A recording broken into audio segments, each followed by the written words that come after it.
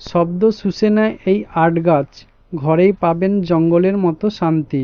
জানলে অবাক হবেন, এমন কিছু গাছ রয়েছে যা শব্দকে শোষণ করে, এতে ঘরে শান্তি আসে। ঘরের পরিবেশ থাকবে শান্ত, মনে হবে নিরিবিলি জঙ্গলে রয়েছেন।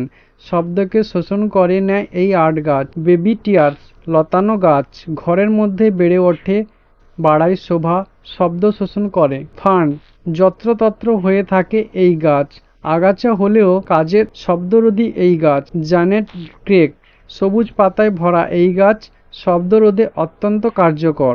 নরফক আইল্যান্ড পাইন খুবই চেনা গাছ, ঘরে এই গাছ কয়েকটা রাখলে মনে হবে নিঃশব্দ জঙ্গলে রয়েছেন।